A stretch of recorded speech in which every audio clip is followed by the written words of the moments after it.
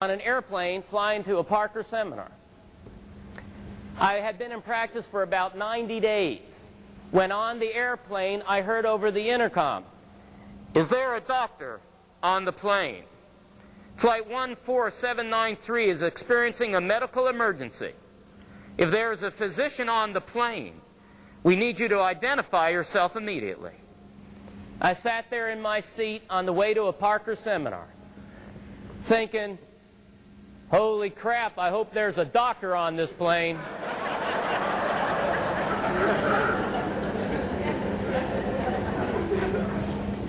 We're making this announcement for the second time. We are having a medical emergency and are urgently requesting that any physician on the plane identify themselves or a nurse. They started going down the totem pole. I was sitting there thinking, why would they call a doctor on the airplane? Could it be someone in row 3 has sciatica? I don't think so. Maybe someone in row 5 has a headache. I knew that there would be only 3 reasons they would call a doctor on an airplane. Someone was having a seizure or a stroke. Some woman was giving birth, or some guy was having a heart attack. I started to think of my chiropractic career as an intern in chiropractic college. How many people during a stroke or a seizure did I treat? None. How many pregnant women did I work on? None. How many heart attack victims had I helped? None. So I remained silent in prayer that a dentist would press the button. Time went by and no one responded. They got so desperate. Does anyone watch General Hospital? Hey, Mike, they were desperate. And this is a true story. This is a true story. I'm going to tell it because you're here, Mike. I went to push the button. I finally got the courage. Of course, I couldn't reach the button. So I had to roll up a magazine and poke the sucker. The stewardess comes running down. She looks at me and turns to look around. She could not believe that I could be a doctor. This is going back 27 years ago. I was smaller then. So she looks, she couldn't believe I was a doctor. I got pissed. I went, "I'm a doctor." She said, okay, follow me. So I walked with her up to the front of the plane, and I looked at every row, Mike, to see if someone was going, a woman was going, oh, oh, oh, or a man was going, ah, ah. You know, everybody looked cool. Get up to the front of the plane. She says, "Are you a doctor?" I said, "Yes, I am." She said, "Well, what kind of doctor?"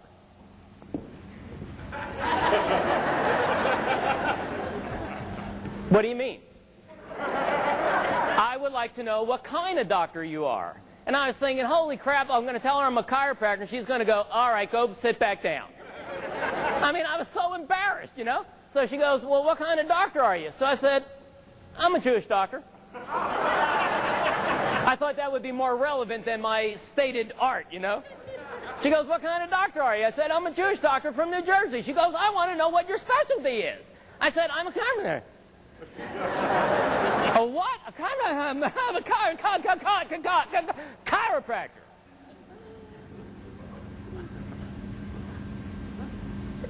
She said, "No, I'm not making this up." She goes, "Is that a real doctor?" I said, "Yes, I'm a real doctor, license 01354 from New Jersey. I am a real doctor." She says, "Okay, calm down." She says, "Follow me." I said, "Follow you? Where are we going to go? We went down the whole plane. We going to go on the wing and discuss something?" She says, "No, follow me." I go, "Where?" She goes, "Watch." And she pulled out a chain and she unlocked the cockpit fab and opened it up. And this is a true story. On an American Airlines flying to a Parker seminar. And I walk into the cockpit, and everybody's in there. All the stewardesses, and the stewardess walks in, she goes, "I have a doctor with me." I went, "Oh." And they part like the Red Sea. I felt like Moses. She says, "I have a doctor here."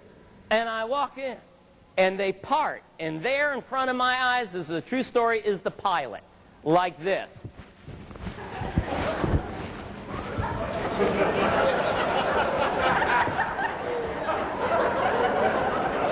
I looked around and I was thinking, differential diagnosis.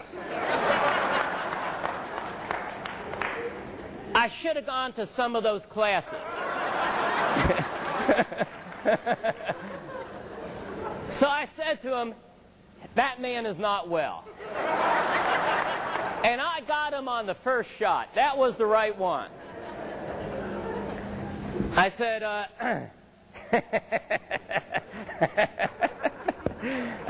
a chiropractor. Let me see what's going on here.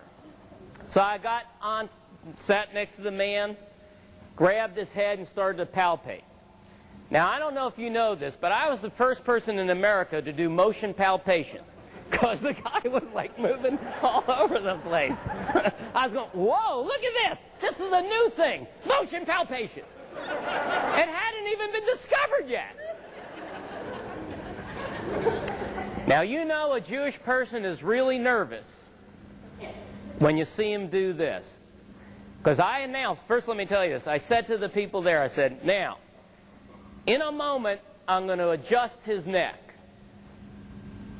At that moment, when I said that, by the way, I got to tell you, when I said that, all the people, did you ever see that ad for E.F. Hutton where everybody's talking, all of a sudden they stop and listen? When I said, I'm going to adjust his neck, they all inhaled like this. They all went, ah! And they sucked all the air out of the cockpit. My hair went straight up. I said, in a moment, I'm going to adjust his neck. When I do, you'll hear a loud popping sound. Or you won't.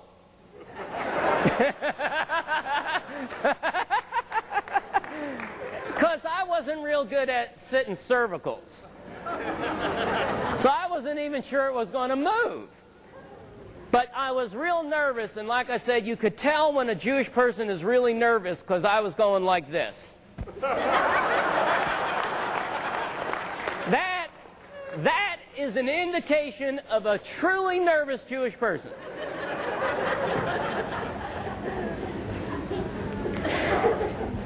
So, this is a true story. I'm about to adjust his neck, and the co-pilot says, should we force land the plane, Dr. Singer? Do you think we ought to emergency land? I said, yeah, get us down, get us down. So, this was like 2001 Space Odyssey. We're like drifting through space. The plane is nose diving down to Nashville, Tennessee. We're going to Dallas to the Parker Center. Nose diving down. I'm getting ready for the dynamic thrust. I'm preparing myself, getting ready for the adjustment that could save the man's life. I am getting ready and getting prepared. I am almost in the mood. The Nate is moving through me. I can feel it. I am one. We are one. I'm one with him. He's one with me. We're all one. Oh, I'm almost ready.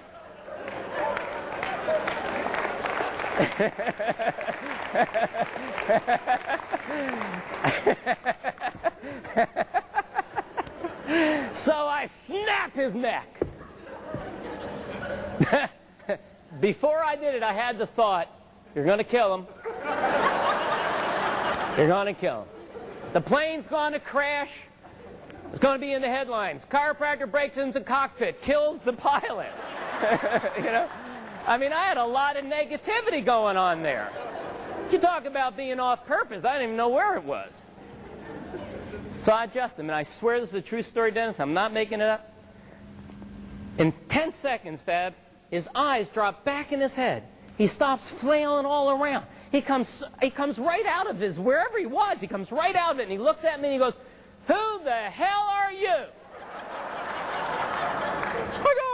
Jewish chiropractor from New Jersey. I'm on my way to a Parker seminar. I don't know what I'm doing up here. The co-pilot goes, emergency landing. Everyone in a seat. Buckle up. We're coming in. I look out, because I'm in the cockpit. I look right out and I go, holy crap, we're landing. Did you ever play that game in school where everybody has to get a seat, musical chairs? So everybody's got a seat. I ain't got no seat. They don't know I don't have a seat, because when I'm standing up, I look like I'm sitting. I don't got no seat. And the navigator looks at me and goes, you don't have a seat. I go, I know I don't have a seat. We're landing, do something. He goes, get into the emergency seat. I said, what emergency seat? He goes, okay. And he unclips himself, and he gets up, and the wall actually came down. Now, that wall hadn't been down in years. They never used that. He pushes it down, and he goes, hop up in. So I jump up in there. He lets go. He goes, whack, I'm crushed. So we land the plane. I'm like this.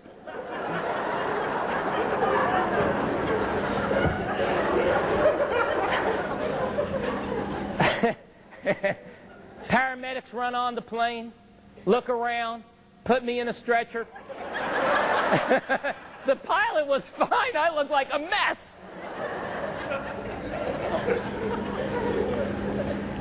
3 weeks later, I get a call from the pilot. It's a true story. Says, Dr. Singer, I want you to know something. They found a tumor in the top of my head. It was the size of a grapefruit. They said that it was they can't believe it didn't burst. They said it was compressing all the arteries and veins. There was no oxygen. They said, it's a miracle that you survived. I am not making this up, Thad. He said, they don't know what you did. And I talked to all the other people in the cockpit. And they said, you had took my neck and did something you said was an adjustment. And that adjustment saved my life. And I want to know if you could adjust me again. And I said, well, you live in Texas, I live in New Jersey. I'll see you on my next flight.